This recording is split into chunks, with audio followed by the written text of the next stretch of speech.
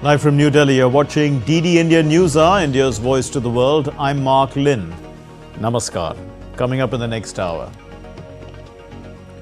Rio hosts a vital summit as G20 leaders meet to build a just world and a sustainable planet. Prime Minister Narendra Modi says Brazil has built upon India's legacy.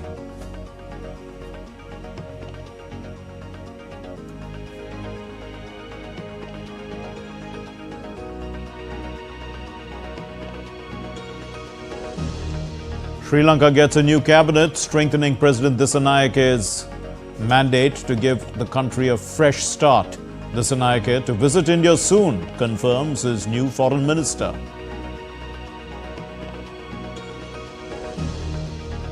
Reports say COP29 reaches a fragile consensus on climate finance. Countries are also urged to take up that issue at the G20 summit in Rio.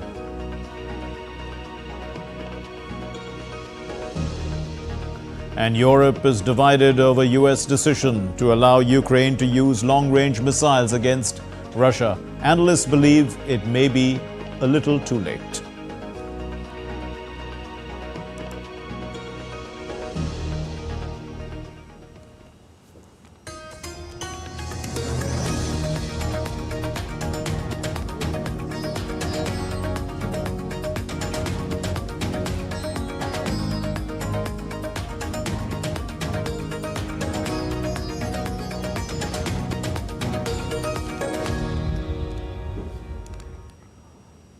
India's Prime Minister Narendra Modi arrived at the venue of the G20 Leaders Summit in Brazil on Monday.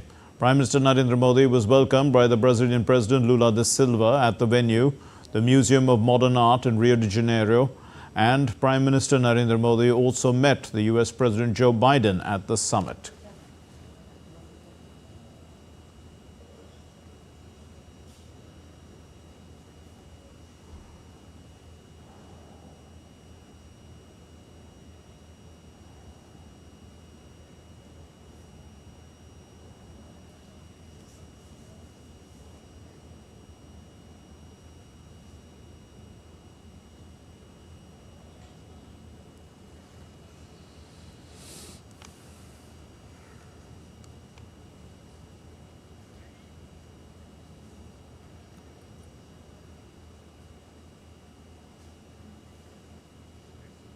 The Brazilian President, Luiz Inácio Lula da Silva, opened the summit of the Group of 20 major economies on Monday with the launch of a global alliance to combat poverty and hunger, which he called the result of political decisions.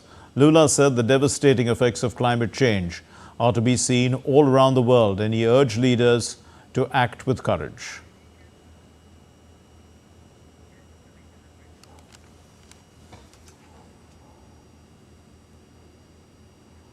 The world's most powerful leaders have gathered in Rio de Janeiro for the G20 Leaders Summit, where discussions on climate, trade and global security will dominate the agenda. With high stakes, degrading climate and rising tensions, these decisions taken here could shape the future of our world. Let's take a closer look, in fact, at the agenda of the summit. All eyes are now on Rio de Janeiro as the G20 Leaders Summit kicks off on Monday. Over the next 2 days, the leaders of the world's largest economies will meet to tackle critical issues from poverty alleviation and combating hunger to institutional reforms, aiming to shape the future of our planet. The G20 nations represent 85% of the global economy and are key contributors to multilateral development banks. Leaders will focus on themes like climate finance, trade, and international security. Decisions made here will have a ripple effect on billions of lives worldwide. Climate change remains a contentious topic at the summit. Diplomatic tensions flared over global warming, with sources indicating that G20 nations reached a fragile consensus on climate finance, a point that has eluded recent UN talks in Azerbaijan. As the COP29 summit in Baku works on mobilizing climate funding, G20 leaders in Rio hold the critical financial tools needed to address the crisis. And I have come to Rio with a simple message. G20 leaders must lead.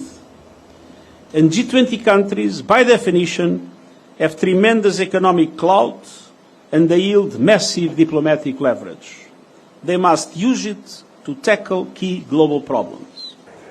On Saturday, UN climate chief called on G20 leaders to prioritize climate finance, urging them to increase grants for developing nations and advance reforms in multilateral development banks. Amidst these discussions, US policy under President-elect Donald Trump casts uncertainty over trade and security. While outgoing US President Joe Biden has approved Ukraine's use of long-range US missiles against Russia, President-elect Trump pledges major policy shifts, including potential talks to address the Ukraine conflict and new tariffs, signaling a high-stakes shift in global diplomacy. Concerns over a US China trade war are likely to fuel intense trade talks at the summit. As the G20 summit begins in Rio, leaders face mounting pressure to deliver solutions on climate, trade, and global security. Bureau Report, DD India. Narendra Modi addressed the G20 session on social inclusion and the fight against hunger and poverty in Rio de Janeiro in Brazil. And the main points of what the Prime Minister said are as follows. Prime Minister Modi congratulates President Lula da Silva on his successful G20 presidency. People-centric decisions were taken at the G20 summit in New Delhi, which are taken forward by Brazil. G20 members prioritized SDG goals, focus on inclusive development, women-led development and youth power. New wings to the hopes and aspirations of the global south. One Earth, one family, one future remains relevant at this summit as last year. In India, 250 million people have been lifted out of poverty in the last 10 years.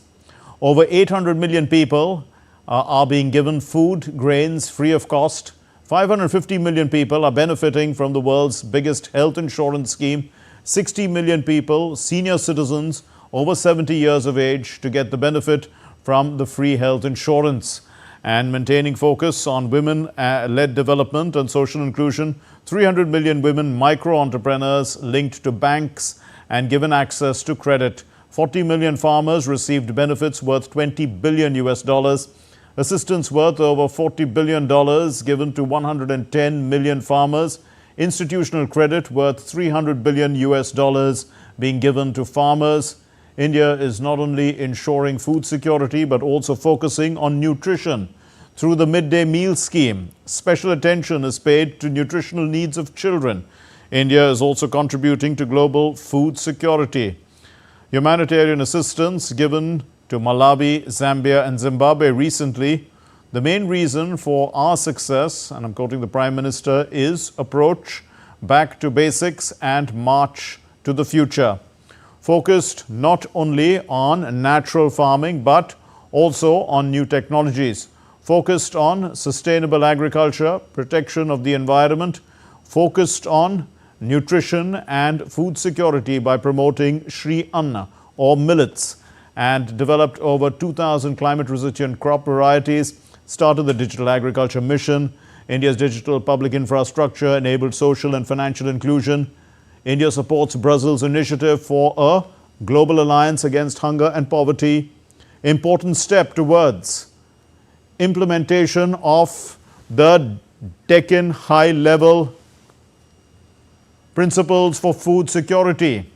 Countries of the global south must adversely be impacted by the food, fuel and fertilizer problems, and discussions can only be successful when we keep in mind the challenges and priorities of the global south. India will reform institutions of global governance. So that was the Prime Minister's address, which just happened at the fight against social inclusion, the session on social inclusion and the fight against hunger and poverty. In fact, DD India's Gautam Roy is now joining us live from Rio de Janeiro. Gautam, we're looking at the larger picture with you. The US President Biden's permission for Ukraine to use its long-range missiles against Russia, that's probably taken the G20 agenda off track a bit. How is this being handled?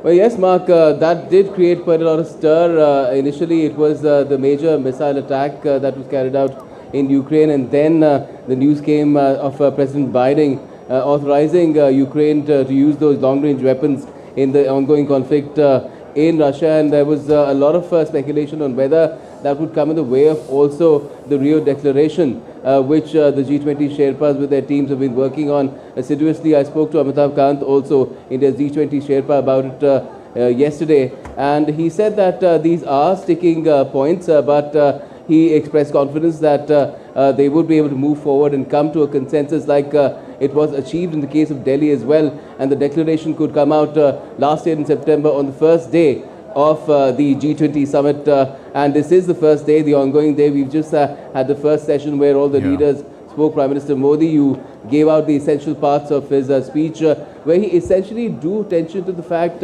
how India has successfully countered hunger and poverty over the course of last 10 years. You mentioned that figure of 250 million, and that has happened through a number of efforts, a range of efforts that cut across different segments of India's society. It's not just focusing on hunger and poverty alone, but addressing the needs of women, addressing the needs of farmers, addressing the needs of children in schools, and also the need for credit for people to become entrepreneurial, to innovate even. And all that has come together in this effort, and at the same time providing these social guarantees, inclusiveness. He mentioned how India has the world's largest health insurance scheme as well. So he said we're doing all this, but what would really help even further this endeavor of eliminating hunger and poverty is what needs to be done at the global stage, which is addressing global conflicts. President Lula, when he was speaking about the Global Alliance Against Hunger and Poverty, mentioned how this is a period where the number of conflicts around the world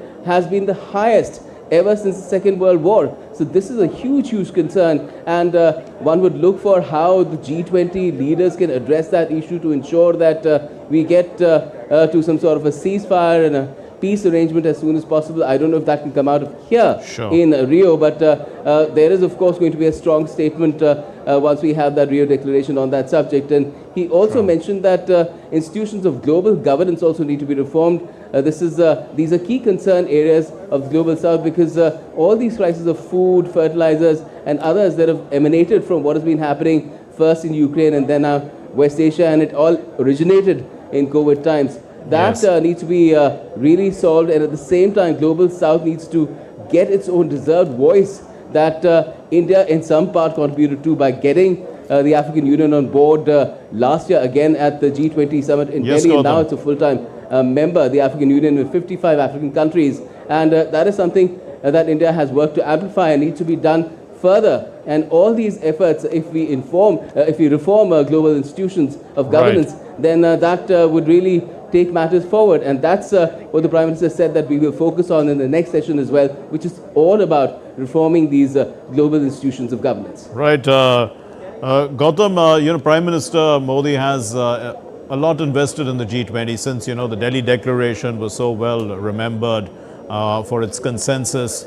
How much has India helped as being part of this troika in, setting up the agenda in Rio?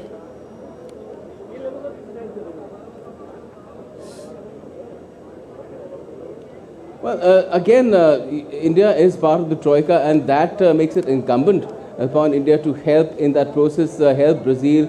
There is South Africa as well, which will take over from Brazil in December when the presidency ends, but there will be a formal process here as well, and we will get to see those pictures too in terms of how a gavel or a baton is passed on.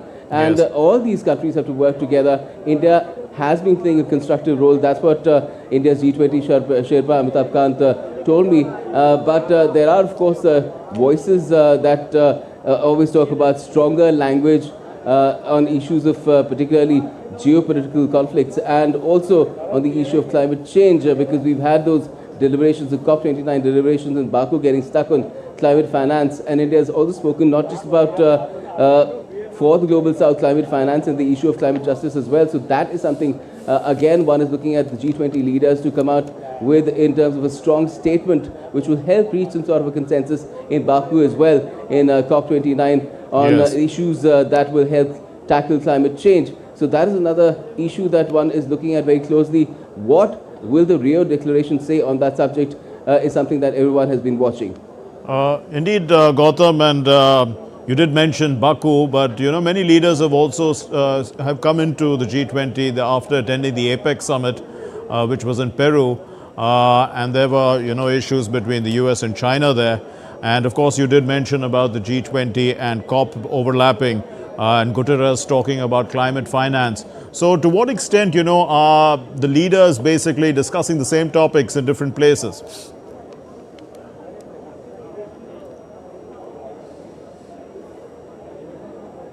I'm sorry, I didn't get the last part of No, I said there may be an overlap in terms of agenda, especially since the same leaders are the ones who are dominating, discussions in different places. I was saying about the APEC summit as well as COP29.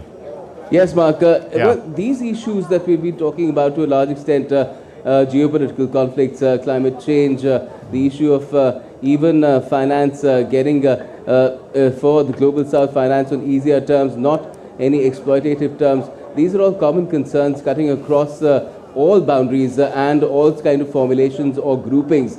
So there will, of course, be an overlap, but at the same time, I think the leaders have been careful and the Sherpas have also been careful about not treading on anyone's toes. So as far as COP29 is concerned, its main agenda is to address climate change, tackle climate change. So they've said that perhaps that is something one has to be careful about in terms of putting one's opinion across while building consensus on it. But at the same time, it cannot be ignored. It has to be addressed. And that is what the G20 leaders will do. That is what is being hoped. And that's what's been indicated as well.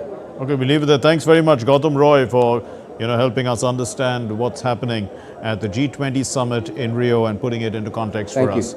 Now, still to come here on DD India News Hour.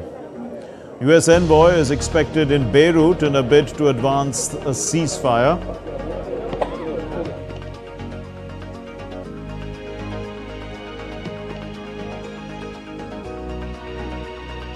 India is projected to be the fastest growing economy among the G20 countries, with a 7% GDP growth rate expected for 2024.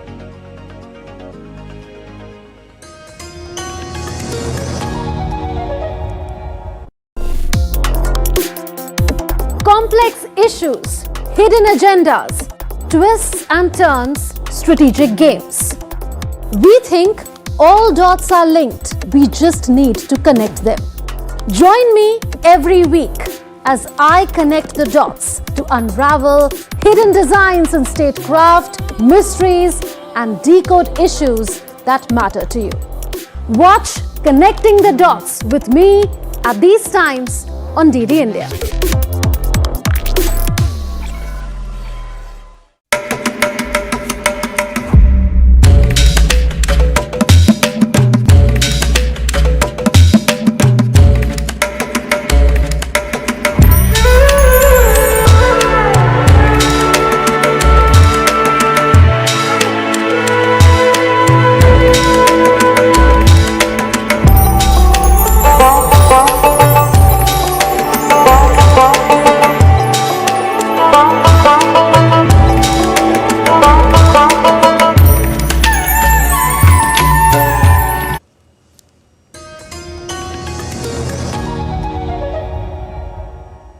You're watching DD India News Hour. I'm Mark Lin. Now, updates from the West Asia, and a senior Lebanese official confirmed on Monday that a US envoy is set to visit Lebanon on Tuesday for discussions on a potential ceasefire between Israel and Hezbollah. The visit, led by White House envoy Amos Hochstein, is expected to build on a US ceasefire proposal which was submitted to Lebanon last week. However, the visit has not yet been officially confirmed by Washington. And as far as Beirut is concerned, it is reported that it's supportive, in fact, of Washington's efforts to bring an end to this conflict. But the Lebanese government is seeking revisions to the proposal on how to monitor a potential truce.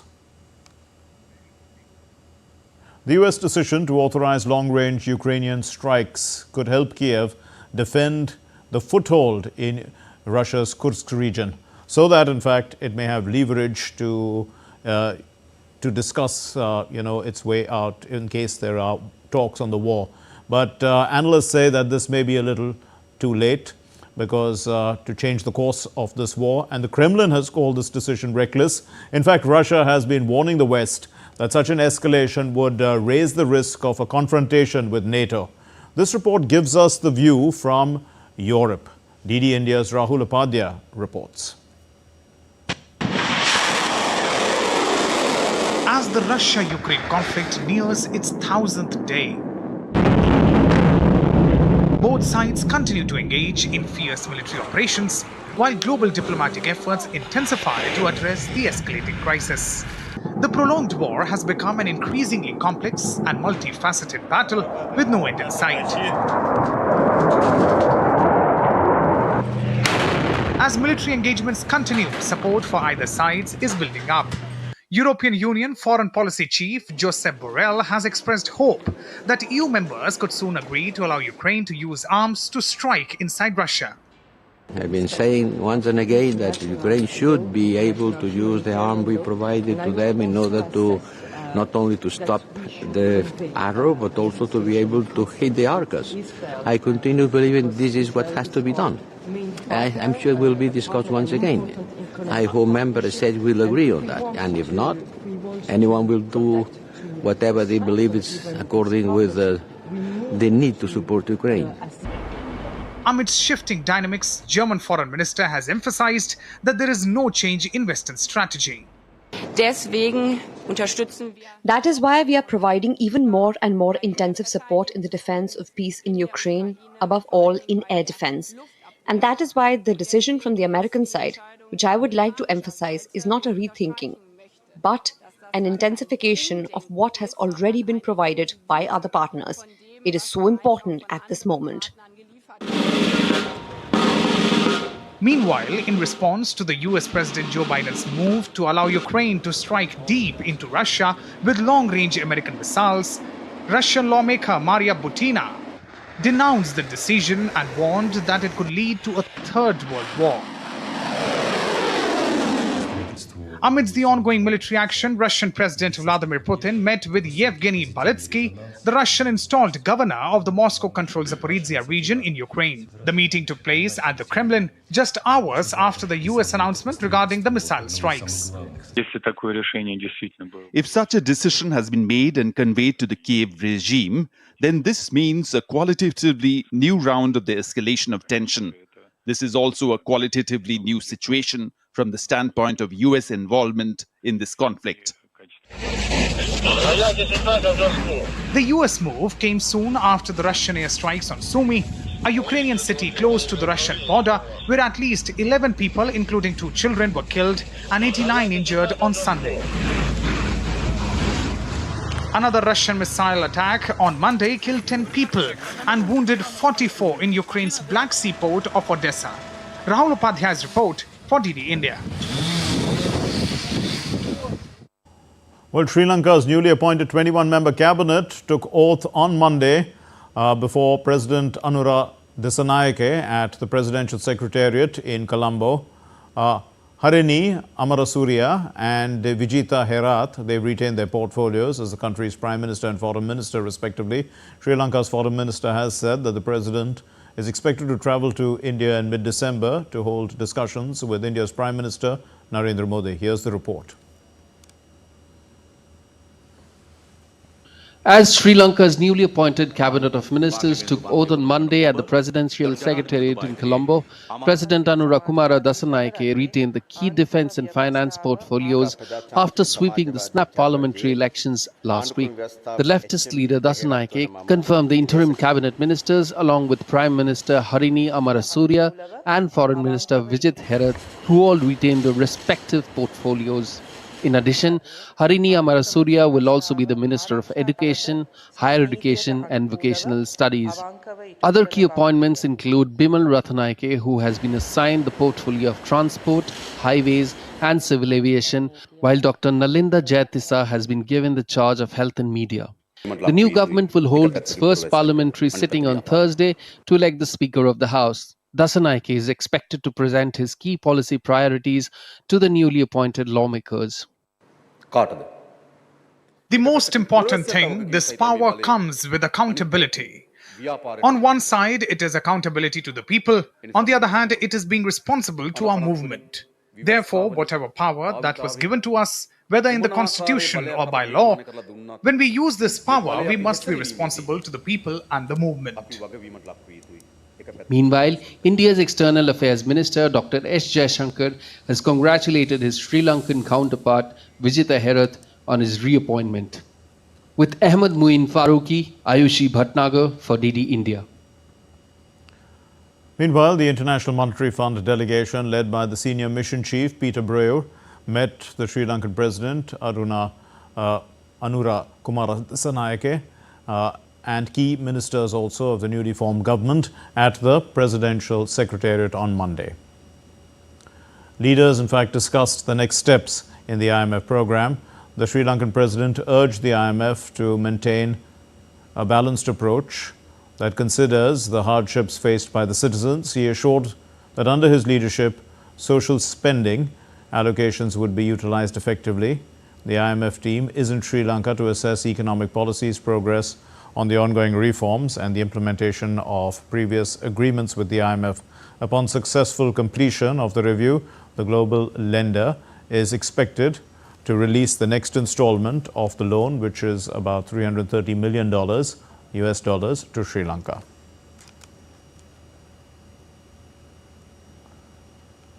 News from Bangladesh. The International Crimes Tribunal Bangladesh has ordered to submit reports within 1 month in 2 cases filed against the former Prime Minister Sheikh Hasina and 45 others for crimes against humanity on charges of alleged genocide against the anti-discrimination student movement. The 3-member tribunal passed the order. Now, besides, the tribunal had also ordered the investigation agency to update it about the absconding accused and set December 17 for holding a hearing on this matter. The tribunal was constituted under the International Crimes Tribunal Act of 1973 of Bangladesh to provide for the detention, prosecution and punishment of persons responsible for committing genocide, crimes against humanity, war crimes and other crimes under international law.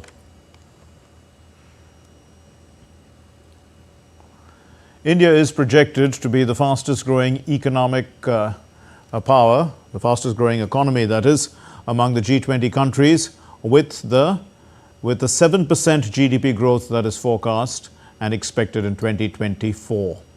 According to the post on X by MyGov, which cites the World Economic Outlook for October 2024, India is followed by Indonesia in second place with a 5% growth rate, and China ranks third with a growth rate of 4.8%. India's time-tested partner Russia is ranked fourth with a projected growth rate of 3.6%, followed by the G20 summit host Brazil in the fifth place. Let's take a look now at other stories making news around the world.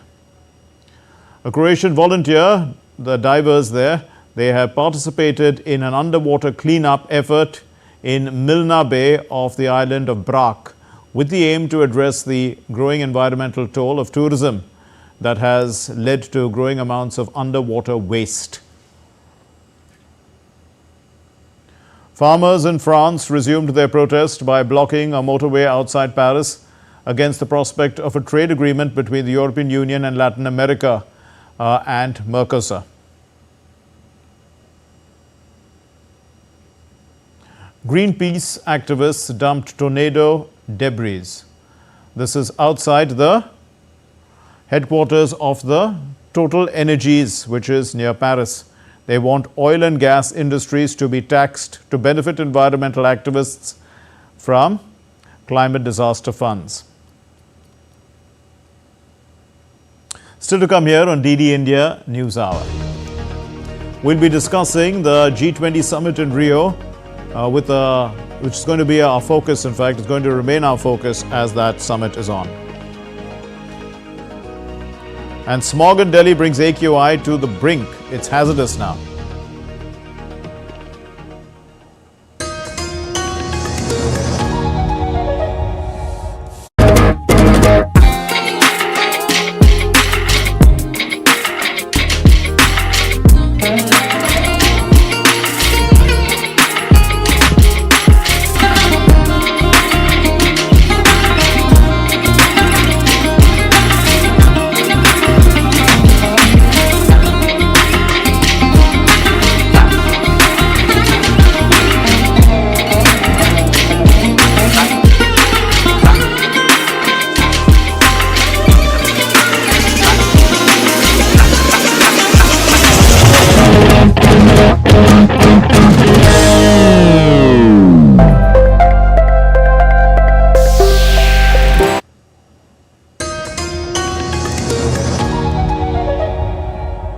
You're watching DD India News. I'm Mark Lynn. Here's a recap of our main stories.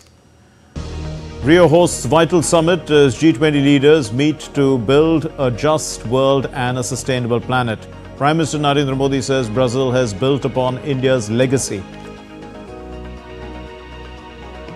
Sri Lanka gets a new cabinet strengthening President Dissanayaka's mandate to give the country a fresh start. Dissanayaka to visit India soon, confirms his foreign minister.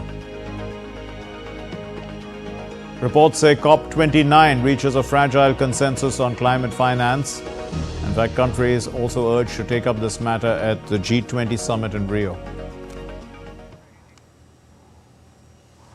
And we are joined by Ambassador J.S. Mukul, former ambassador of India to Oman and the Netherlands, and who also served as the Deputy Sherpa for India at the G20 summit in the past. Thank you very much, sir, for being with us. Now, when we look at what's happening since the last 3 G20 summits, the Global South has come into the focus. India, of course, taking that agenda right forward, and then Brazil taking forward that agenda. To what extent, have the issues of the Global South now found resonance in the G20? Well, I think the main motto, which is building a just world and a sustainable planet, as also the 3 priorities identified by the Brazilian G20 presidency, all resonate for the Global South. For example, the social inclusion and fight against hunger and poverty is right in the middle of the SDG requirements, and it's vital for the Global South. The second priority of reform of the global governance and the international institutions is again something which the Global South has been demanding over a long time. And the third one about climate, sustainable development, including climate change, fight against climate change, and including the subject of climate finance, are all very much in the domain of the Global South and of vital interest to the Global South. In that sense, I think starting with we have been very fortunate, I would say, that we have had 4 presidencies: Indonesia, through India, through Brazil now, and the next one to South Africa. Right. 4 emerging market developing countries, the EMDCs, holding the presidency in sequence, I think augurs very well for the Global South agenda. Well, Brazil also, wants to tax billionaires, and we know that the U.S. has the president-elect doesn't seem to think that is part of his way of going about things. Of course, the issue of climate change also could, reverse once President Trump takes office. So how do you think that, this, whatever is decided at Rio can be actionable?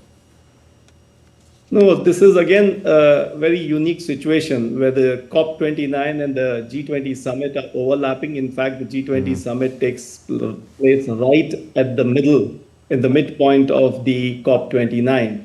Now, in the climate issue, the key thing is raising of resources and climate finance. We all know the targets have been fixed, but it is really the implementation. As it is said, the devil is always in the detail, and really in the implementation of these very ambitious targets which have been set.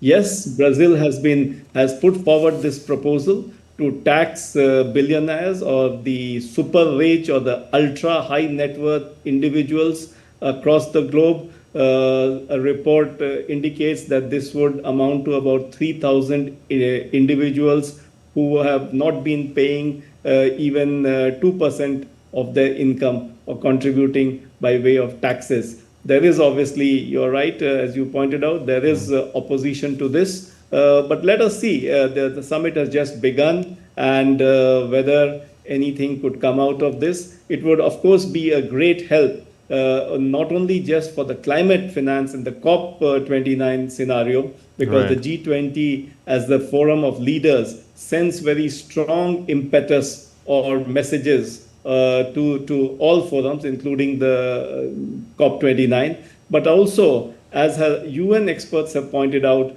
that a contribution of just 0.14% of the global income could help restore the SDGs, or the Sustainable Development Goals, to reach their target outlined for 2030. We all know that the SDGs are lagging far behind the target, and I think in that sense the Brazilian proposal needs to be welcomed. Yes, there will be opposition from the G7 and the developed countries, but again, multilateralism is all about striking compromises and balances, and let us wait to see. We would not like to prejudge. We hope something meaningful will come out of this, but let's wait till the end.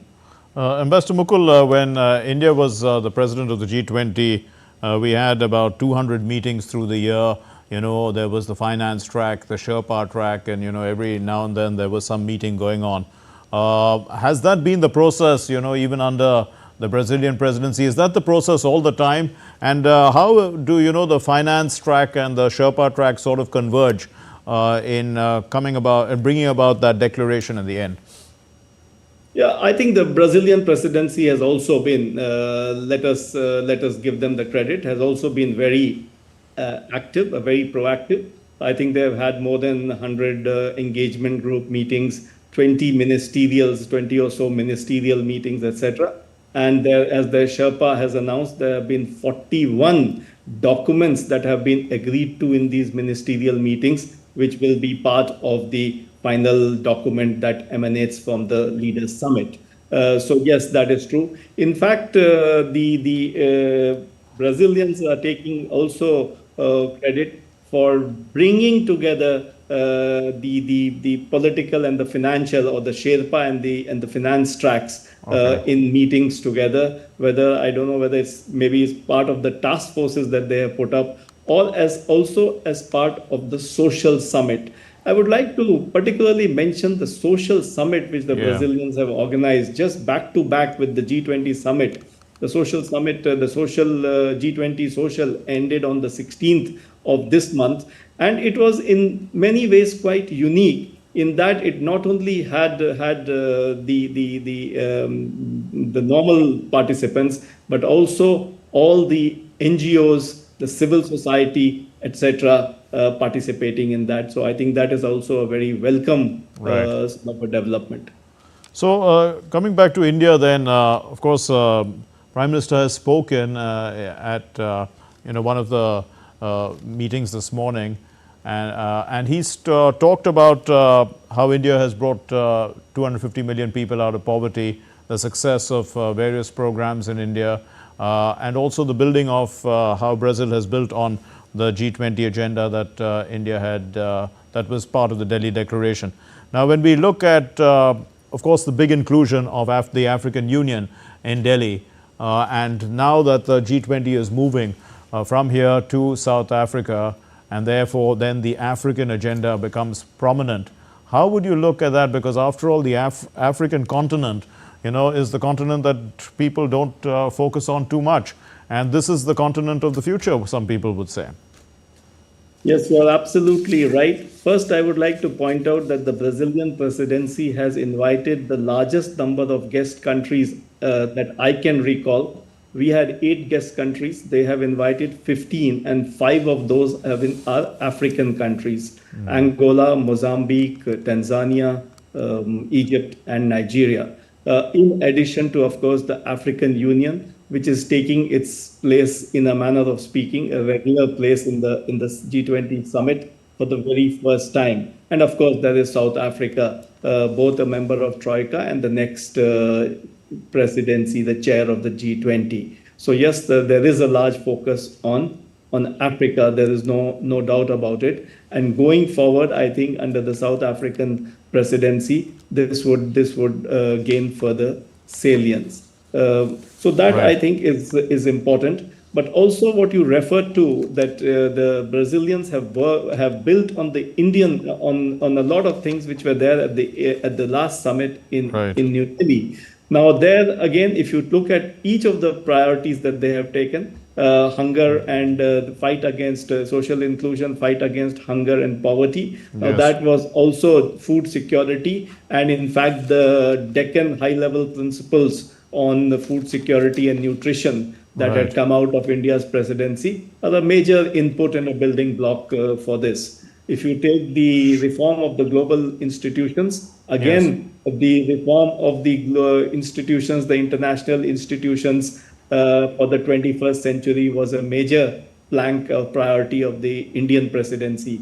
The Right. strengthening of the MDBs, better, bigger, and more effective multilateral development banks was also there, and this has been looked at. In fact, I would like to point out that the Brazilian presidency, apart from the usual financial institutions like the World Bank and IMF and the Financial Stability Board, has gone out of its way, in a manner of speaking, to reach out to many other regional development banks like the Inter-American Development Bank, the Development Bank for Latin America and the Caribbean, the African Development Bank, and Right. very interestingly, the BRICS Bank or the New Development Bank. So they are all there at this summit. Sure. So that, I think, is again building up on what had been done in Delhi. And the last priority on energy transition and the ambitions set out in the New Delhi Declaration have been again taken forward. Of course, these are perennial topics for all G20 summits and even other summits.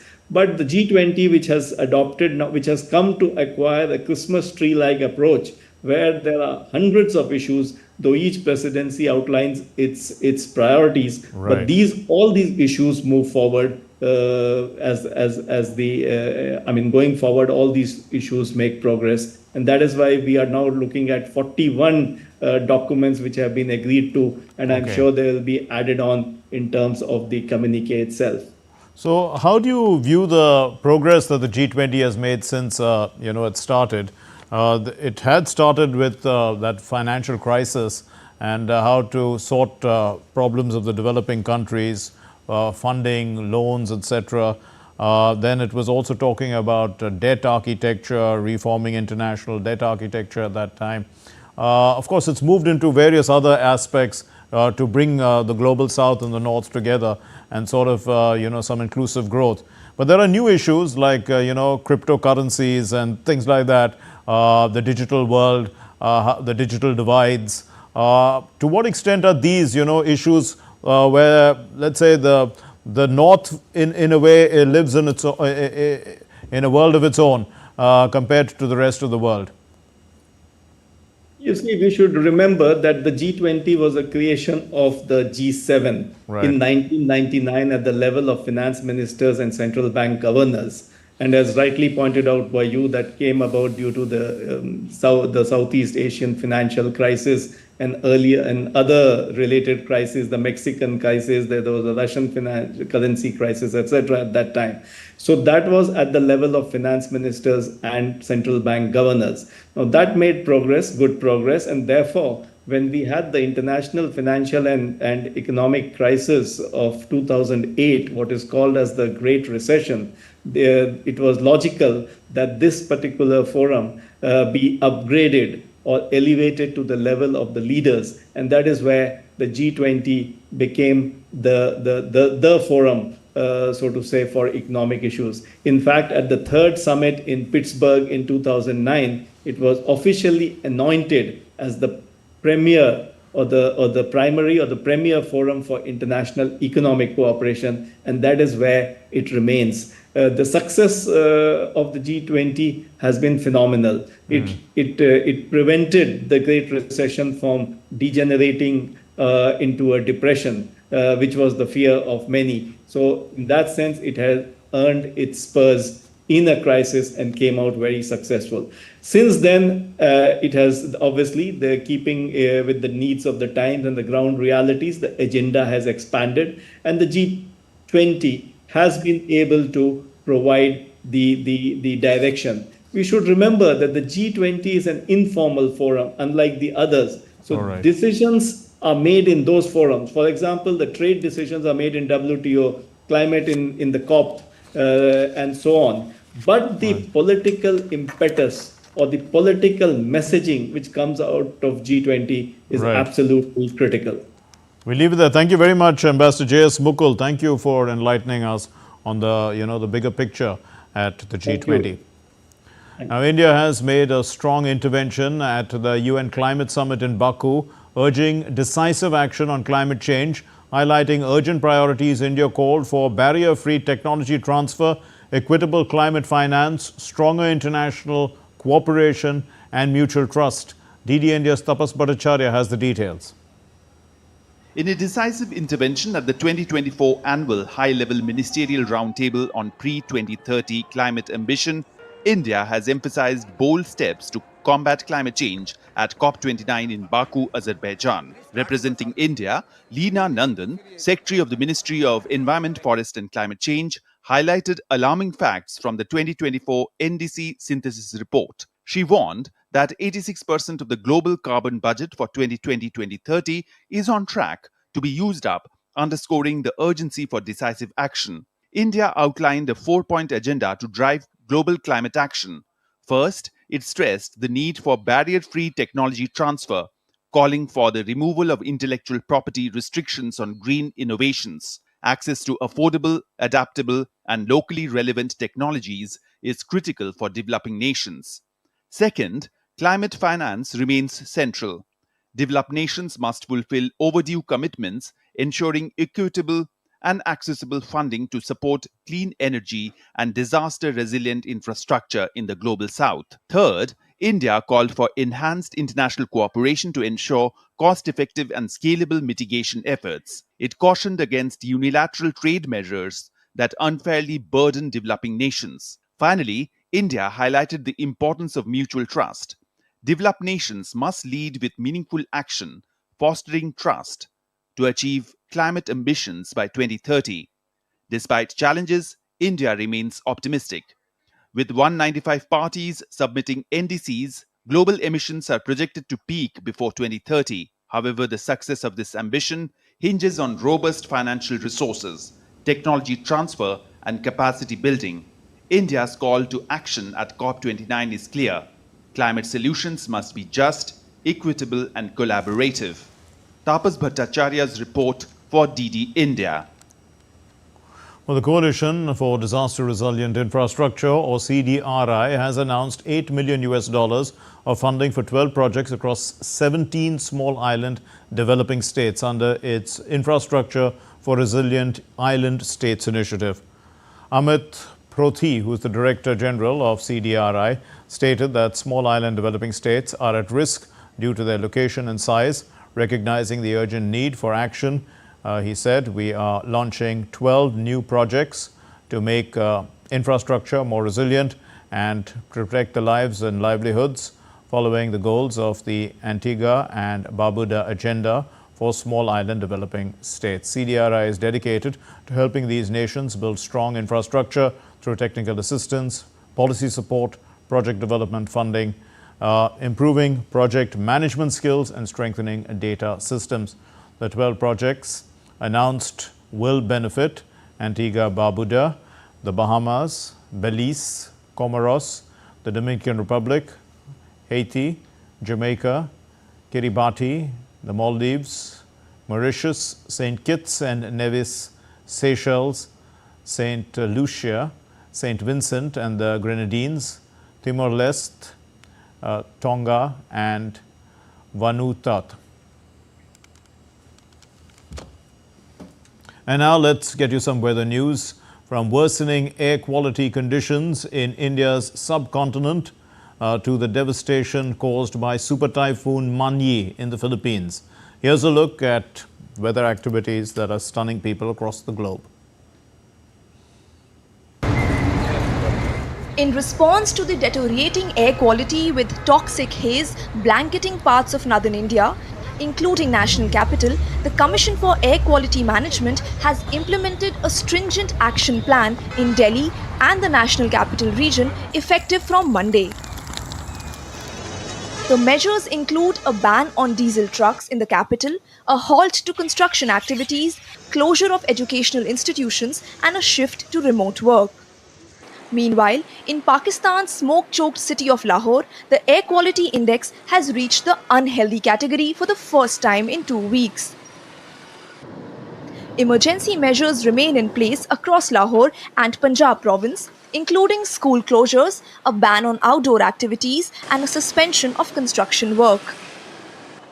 The devastating impact of air pollution across the region has led to the hospitalization of nearly 2 million people with respiratory illnesses over the past month. Turning to Super Typhoon Mani, the United States has pledged additional humanitarian aid to the Philippines. The typhoon has swept across Luzon, the country's largest island, bringing torrential rains and powerful winds that have claimed 8 lives, submerged hundreds of homes, and displaced millions of people. Mani is one of the strongest among 6 major storms to strike the northern provinces in less than a month. It sustained wind speeds of up to 185 km per hour as it slammed into Luzon's mainland. Sarita Chaudhary's report for DD India. Let's take a look at other stories making the news now.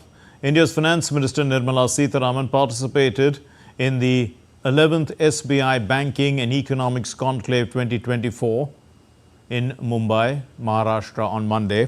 The theme for this year's conclave is making aspiration of Viksit Bharat a reality.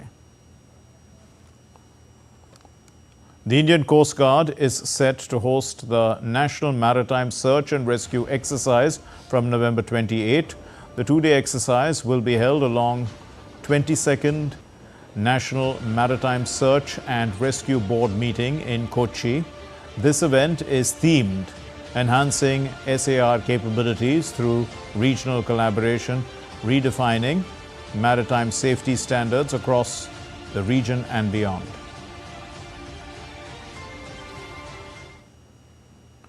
You're watching DD India News Hour. Time now for the sports news. And Rohit Sharma will not be available to lead India in the first test against Australia, which starts on the 22nd of November in Perth. Rohit Sharma was recently blessed with a baby boy, and he will join the Indian squad ahead of the second test starting on December 6th in Adelaide. Vice-captain Jasprit Bumrah is going to lead the Indian team. Bumrah has led India in one test previously against England when Rohit Sharma had tested positive for COVID-19. Devdutt Padikkal, who is touring with the India A side, is to be added to the squad. India's premier men's doubles pair of Satvik Sairaj Rankireddy and Chirag Shetty will now return to action at the Chennai Masters Super 750 badminton tournament on Tuesday. The former world number 1 duo had been sidelined from competitive action post the Paris Olympics because of Satvik's shoulder injury. The absence from the circuit led to them missing several high-profile tournaments, including the Arctic Open, the Denmark Open and the China Open. Fresh off a lengthy recovery, Satvik and Chirag will aim to regain the momentum despite having been without a coach since Matthias Bo's departure in August. Moving on to our next story then, the women's hockey team. In fact, defender Rahul, let's move over. Defending champions India are going to face Japan in the semi-finals of the Women's Asian Hockey Champions Trophy on Tuesday, while China will play third place Malaysia in the other last 4 game. Earlier, the women's hockey team beat Japan 3-0 in its final pool match on Sunday. Navneet Kaur broke the deadlock in the third quarter, while Deepika Kumari converted 2 penalty corners to secure a resounding win. India, they have finished at the top of the standings with a perfect record of 15 points from 5 matches. Meanwhile, Japan finished 4th with 5 points to take the last semi-final berth. Defending champion, in fact, not defending champion, he's a defender, Rahul Beke helped India to secure a 1-1 draw against Malaysia in the international friendly at Hyderabad on Monday. The goalkeeper Gurpreet Singh Sandhu erred in the 19th minute to allow Paulo Jose his pass. He passed the ball to the empty net. The defender Rahul Beke beat his man and he thumped a header into the back of the net 20 minutes later. As far as the head-to-head is concerned, India and Malaysia have both won 12 matches each, with 9 matches ending in draws.